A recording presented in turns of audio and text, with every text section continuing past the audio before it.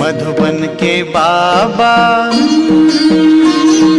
मधुबन के बाबा मुरली वाले, आपका क्या कहना, आपका क्या कहना। 24/10/2025 प्रातः है मुरली। ओम शांति। बाप दादा मधुबन। मीठे बच्चे, बाबा आए हैं तुम्हें घर की राह बताने।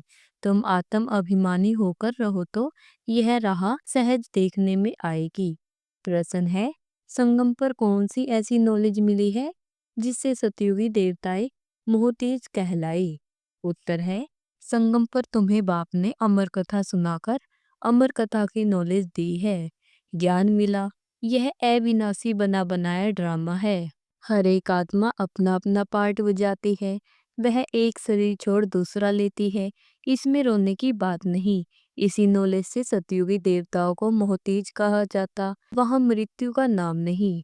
खुशी से पुराना शरीर छोड़ नया लेते हैं। गीत है, नयनहीन को राह दिखाओ। ओम शांति। मीठे मीठे रूहानी बच्चों प्रति रूहानी बाप कहते कि राह तो दिखलाता हूँ, परंतु पहले अपने को आत्मा निश्चित कर बैठो। देही अभिमानी होकर बैठो तो फिर तुमको राह बहुत सहज देखने आएगी। भक्ति मार्ग में आधा कल्प ठोकरें खाई हैं। भक्ति मार्ग की अथाह सामग्री है। अब बाप ने समझाया है, बेहद का बाप एक ही है। बाप कहते हैं, तुमको रास्ता बता रहा हूँ। दुनिया को यह भी पता नहीं कि कौन सा रास्ता बताते हैं। मुक्ति, जीवन मुक्ति, गति सदगति का। मुक्ति कहा जाता है शांति धाम को। आत्मा शरीर बिगर कुछ भी बोल नहीं सकती। कर्मेंद्रियों द्वारा ही आवाज होती है। मुख से आवाज होता है। मुख न तो आवाज कहाँ से आएगा। आत्मा को यह कर्मेंद्रियां मिली हैं कर्म करने के लिए। रावण राज्य में तुम विक्रम करते हो, यह विक्रम छीछी कर्म हो जाते हैं। सतयुग में रावण ही नहीं तो कर्म अकर्म हो जाते हैं। वहाँ 5 विकार होते नहीं। उसको कहा जाता है स्वर्ग। भारतवासी स्वर्गवासी थे और फिर कहेंगे नर्कवासी। विषय वैतरणी नदी में गोता खाते रहते हैं। सब एक दो को दुख देते रहते हैं। अब कहते हैं, बाबा ऐसी जगह ले चलो जहाँ दुख का नाम न हो। वह तो भारत जब स्वर्ग था तब दुख का नाम नहीं था। स्वर्ग से नर्क में आए हैं और फिर स्वर्ग में जाना है। यह खेल है। बाप ही बच्चों को बैठ समझाते हैं, सच्चा सच्चा सत्संग यह है। तुम यहाँ सत बाप को याद करते हो। वहीं ऊंचते ऊंच भगवान है।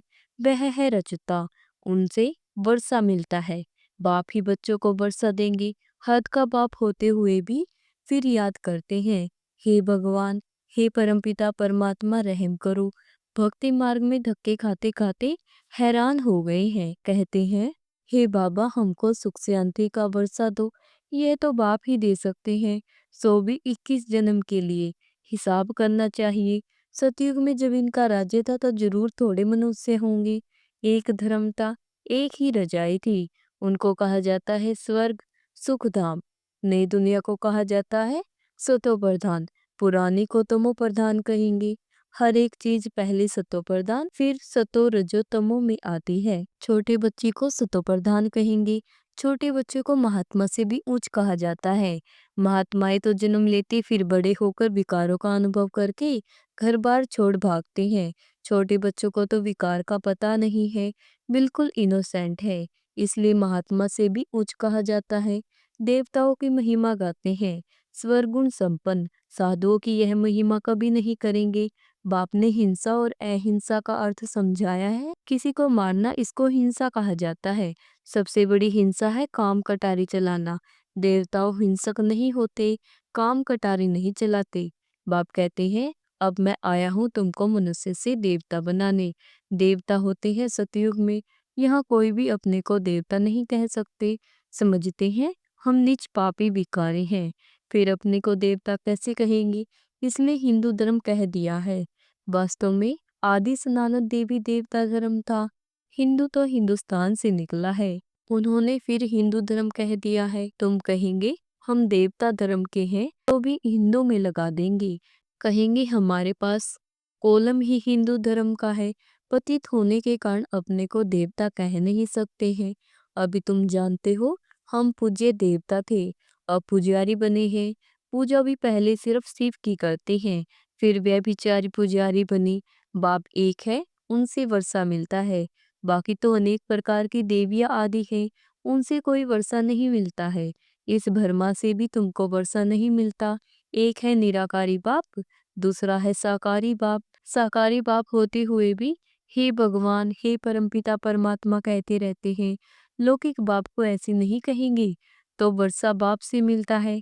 पति और पत्नी हाफ पार्टनर होते हैं, तो उनको आधा हिस्सा मिलना चाहिए। पहले आधा उनका निकाल बाकी आधा बच्चों को देना चाहिए, परंतु आजकल तो बच्चों को ही सारा धन दे देते हैं। कोई कोई का मोह बहुत होता है, समझते हैं हमारे मरने बाद बच्चे ही हकदार रहेगा। आजकल के बच्चे तो बाप के चले जाने पर माँ को पूछते भी नहीं।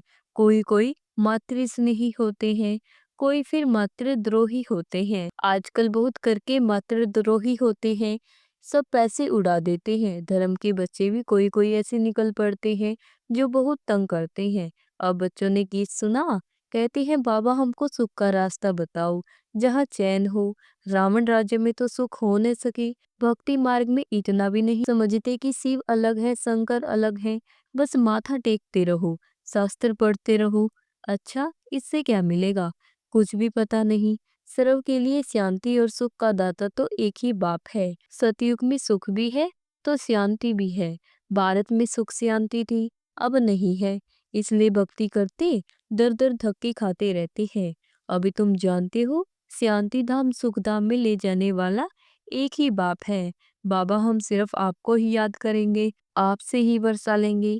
बाप कहते हैं देह सहित देह के सर्व संबंधों को भूल जाना है, एक बाप को याद करना है। आत्मा को यहाँ ही पवित्र बनना है। याद नहीं करेंगे तो फिर सजाएं खानी पड़ेगी, पद भी भ्रष्ट हो जाएगा। इसलिए बाप कहते हैं याद की मेहनत करो। आत्माओं को समझाते हैं और कोई भी सत्संग आदि ऐसा नहीं होगा जहाँ ऐसे कहे हे रूहानी बच्चों, यह है रूहानी ज्ञान जो रूहानी बाप से ही बच्चों को मिलता है। रूह अर्थात निराकार, शिव भी निराकार है ना। तुम्हारी आत्मा भी बिंदी है, बहुत छोटी, उनको कोई देख न सके सिवाय दिव्य दृष्टि के। दिव्य दृष्टि बाप ही देते हैं।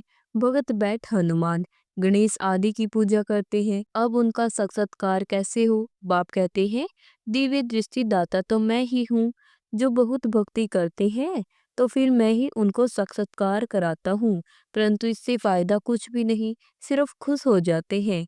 पाप तो फिर भी करते हैं, मिलता कुछ भी नहीं। पढ़ाई बिगर कुछ बन थोड़े ही सकेंगे। देवता ईश्वर गुण संपन्न है, तुम भी ऐसे बनो ना। बाकी तो वह है सब भक्ति मार्ग का साक्षात्कार। सचमुच श्री कृष्ण से झूलो, स्वर्ग में उनके साथ रहो। वह तो पढ़ाई पर है, जितना श्रीमत पर चलेंगे उतना उच्च पद पाएंगे। श्रीमत भगवान की गाई हुई है, श्री कृष्ण की श्रीमत नहीं कहेंगे। परमपिता परमात्मा की श्रीमत से श्री कृष्ण की आत्मा ने यह पद पाया है। तुम्हारी आत्मा भी देवता धर्म में थी, अर्थात श्री कृष्ण के घराने में थी। भारतवासियों को यह पता नहीं कि राधे कृष्ण आपस में क्या लगते थे, दोनों ही अलग अलग रजाई के थे। फिर स्वयंवर बाद लक्ष्मी नारायण बनते हैं। यह सब बातें बाप ही आकर समझाते हैं। अब तुम पढ़ते ही हो, स्वर्ग का प्रिंस प्रिंसेस बनने के लिए। प्रिंस प्रिंसेस का जब स्वयंवर होता है तब फिर नाम बदलता है, तो बाप बच्चों को ऐसा देवता बनाते हैं। अगर बाप की श्रीमत पर चलेंगे तो तुम हो मुख वंशावली, वह है कुख वंशावली। वह ब्राह्मण लोग हथियाला बांधते हैं कामचिता पर बिठाने का। अभी तुम सच्ची सच्ची ब्राह्मणिया कामचिता से उतार ज्ञान चिता पर बिठाने हथियाला बांधते हो, तो वह छोड़ना पड़े। यहाँ के बच्चे तो लड़ते झगड़ते पैसा भी सारा बर्बाद करते हैं। आजकल दुनिया में बहुत गंद है, सबसे गंदी बीमारी है बाइस्कोप। अच्छे बच्चे भी बाइस्कोप में जाने से खराब हो पड़ते हैं, इसलिए बीके को बाइस्कोप में जाना मना है। हाँ, जो मजबूत है उनको बाबा कहते हैं वहाँ भी तुम सर्विस करो, उनको समझाओ। यह तो है हद का बाइस्कोप। एक बेहद का बाइस्कोप भी है, बेहद के बाइस्कोप से ही यह हद के झूठे बाइस्कोप निकले हैं। अभी तुम बच्चों को बाप ने समझाया है मूल वतन जहाँ सभी आत्माएं रहती है, फिर बीच में है सूक्ष्म वतन, यह है साकार वतन। खेल सारा यहाँ चलता है, यह चक्कर फिरता ही रहता है। तुम ब्राह्मण बच्चों को ही 100 चक्रधारी बनना है, देवताओं को नहीं। परंतु ब्राह्मणों को यह अलंकार नहीं देते हैं क्योंकि पुरुषार्थी हैं। आज अच्छे चल रहे हैं, कल गिर पड़ते हैं, इसलिए देवताओं को दे देते हैं।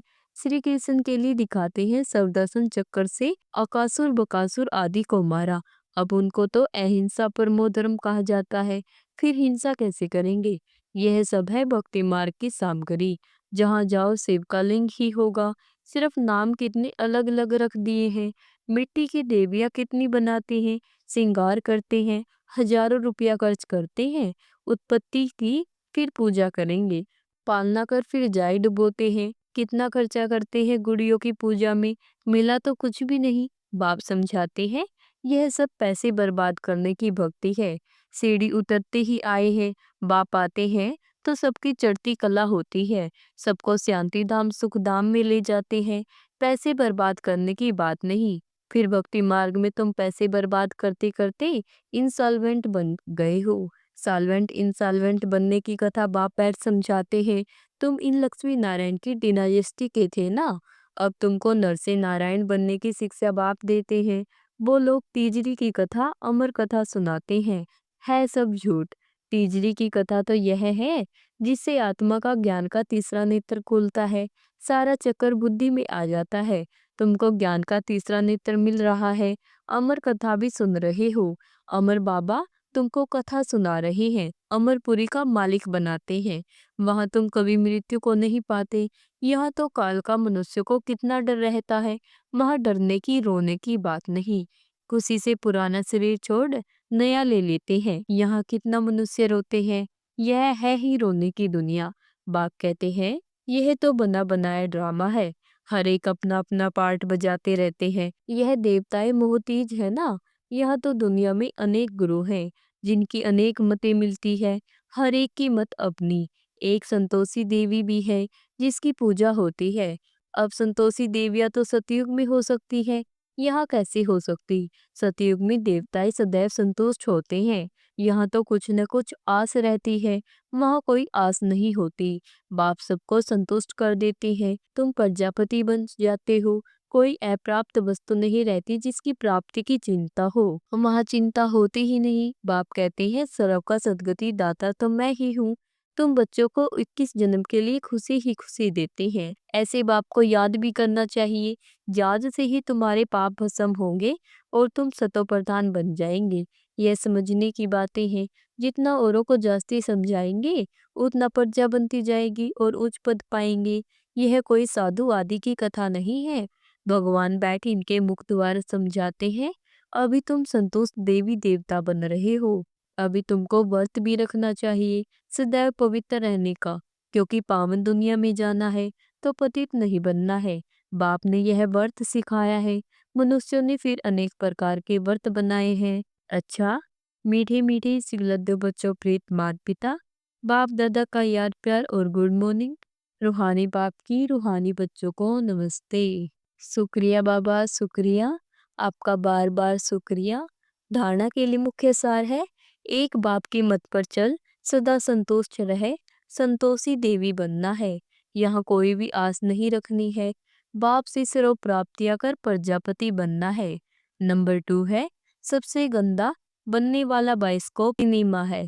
तुम्हें बाइस्कोप देखने की मना है। तुम बहादुर हो तो हद और बेहद के बाइस्कोप का राज समझ दूसरों को समझाओ, सर्विस करो।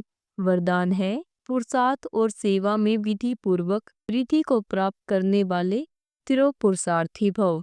पुरुषार्थ और सेवा में विधि पूर्वक वृद्धि को प्राप्त करने वाले तिरो पुरुषार्थी भव। ब्राह्मण अर्थात विधि पूर्वक जीवन। कोई भी कार्य सफल तब होता है जब विधि से किया जाता है। अगर किसी भी बात में स्वयं के पुरुषार्थ या सेवा में वृद्धि नहीं होती है तो जरूर कोई विधि की कमी है। इसलिए चेक करो कि अमृत वेले से रात तक मनसा वाचा कर्मणा व संपर्क विधि पूर्वक रहा, अर्थात वृद्धि हुई। अगर नहीं तो कारण को सोचकर निवारण करो, फिर दिल सिक्त नहीं होंगे। अगर विधि पूर्वक जीवन है तो वृद्धि आवश्यक होगी और तिरो पुरुषार्थी बन जाएंगे। स्लोगन है, स्वच्छता और सत्यता में संपन्न बनना ही सच्ची पवित्रता है। ओम शांति।